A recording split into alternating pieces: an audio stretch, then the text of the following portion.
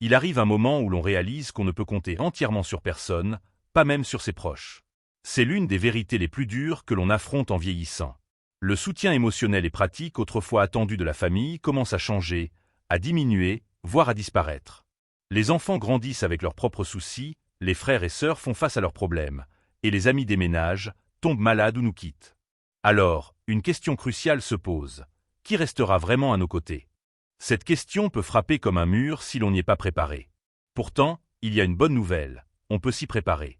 En fait, il est possible de construire sa vie après 70 ans de manière à se sentir fort, confiant et inébranlable, peu importe qui reste ou qui part.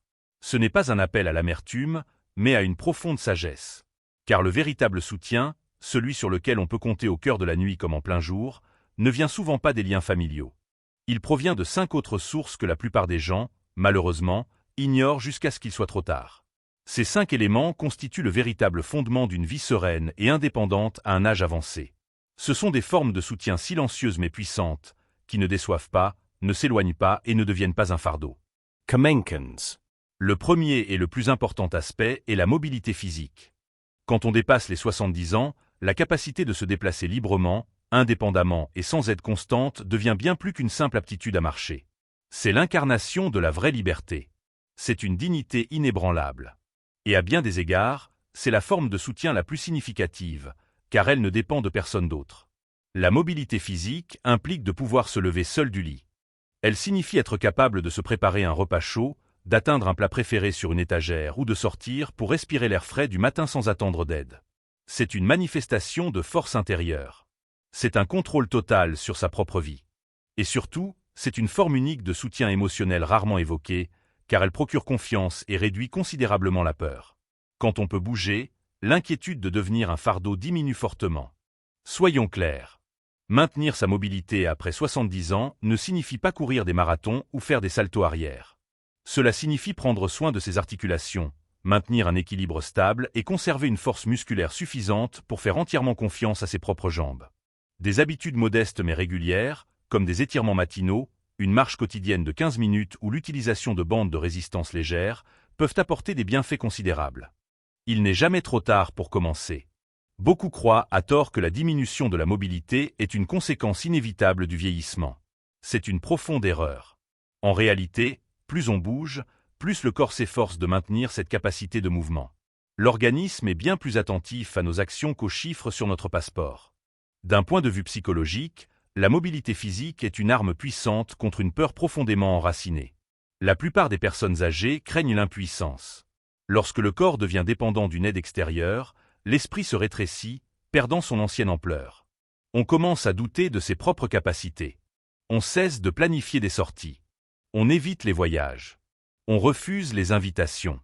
Et cela ne vient pas d'un manque d'intérêt, mais de la peur de ne pas pouvoir gérer les difficultés. Ce n'est pas un vieillissement naturel. C'est un lent déclin. Et il n'est absolument pas nécessaire de vivre ainsi. Prenons l'exemple de Harold, un homme de 78 ans rencontré un jour dans un parc en Floride.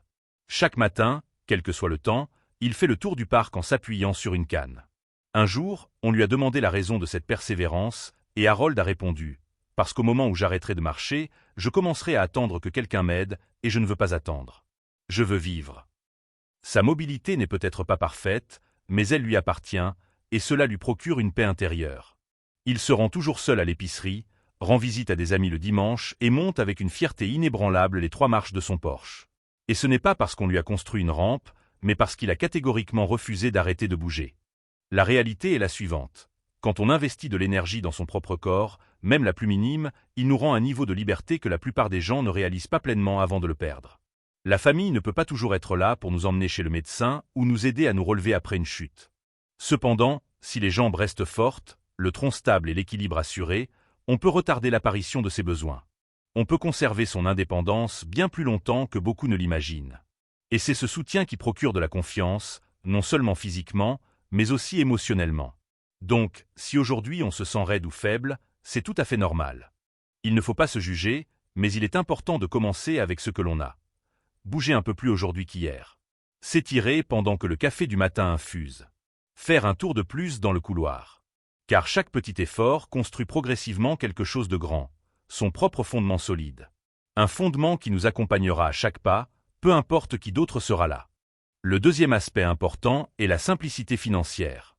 Après 70 ans, la vraie tranquillité d'esprit ne vient pas tant du montant sur le compte en banque.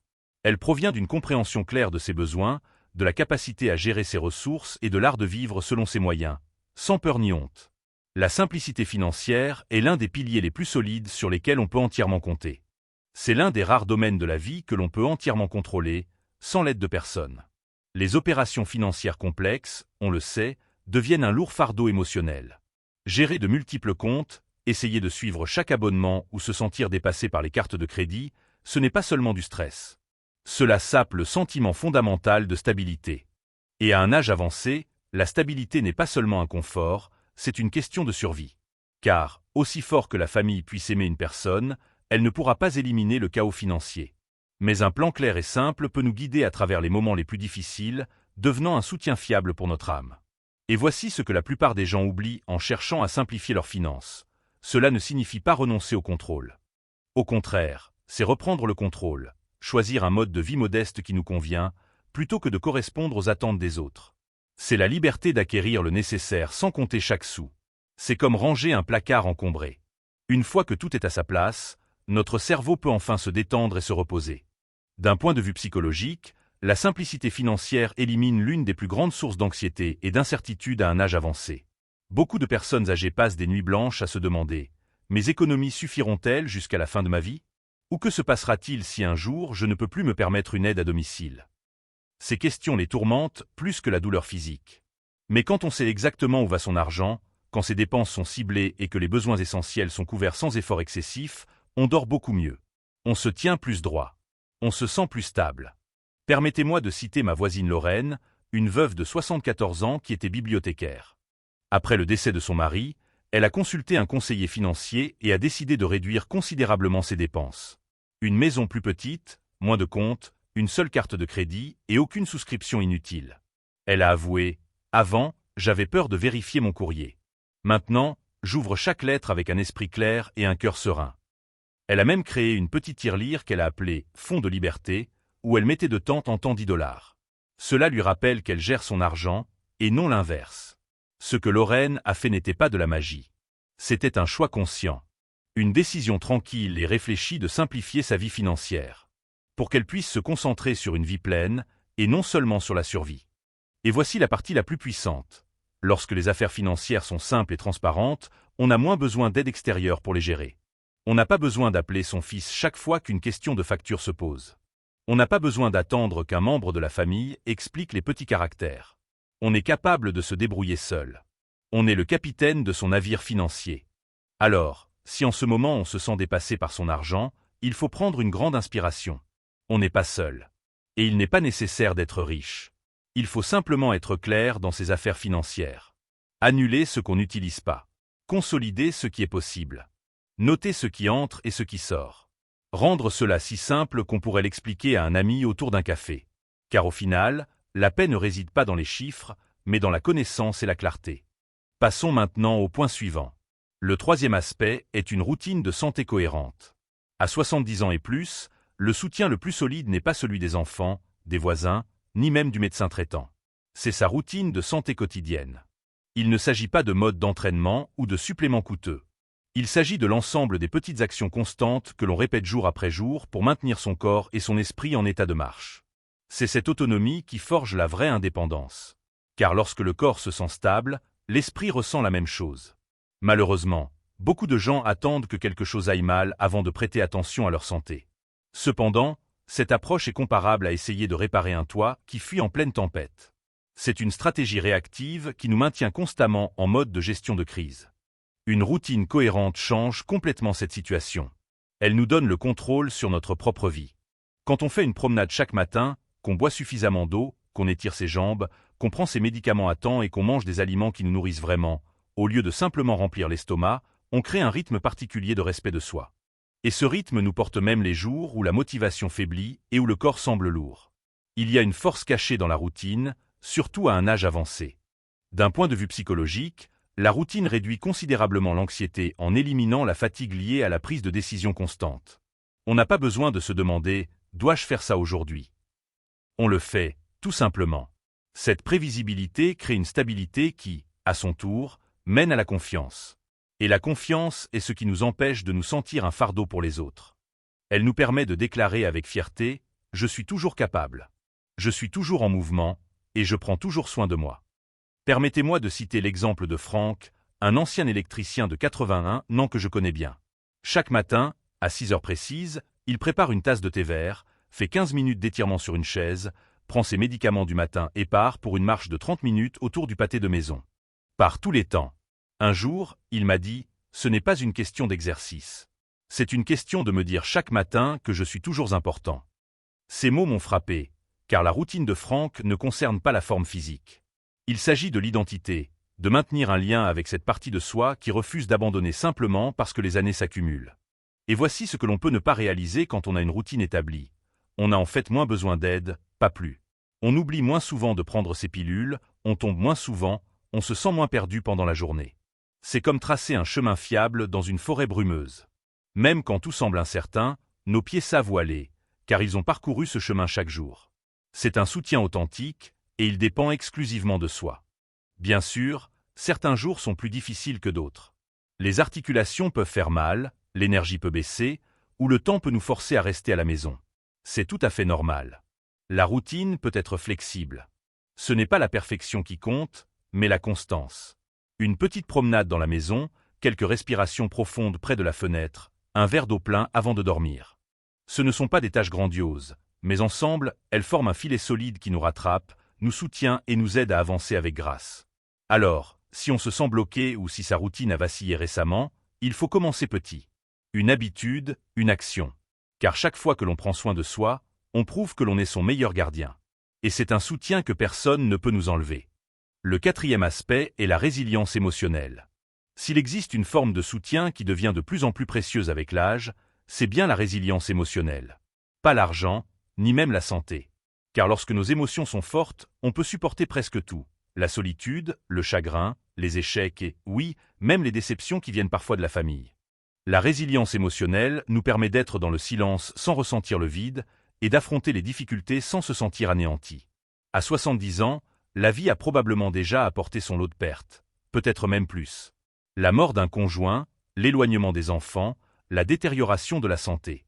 Et l'erreur de beaucoup est de croire à tort que la force émotionnelle signifie ne jamais être triste. Ce n'est pas le cas.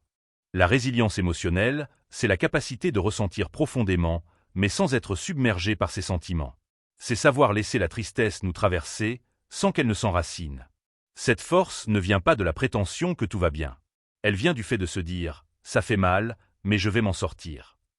Et la vérité est que chaque fois qu'on le fait, chaque fois qu'on reste seul avec la douleur sans la fuir, on a moins peur de ce qui nous attend. C'est puissant. C'est libérateur. On ne s'appuie pas sur les autres pour porter son chagrin. On apprend à le porter, sans le laisser nous briser.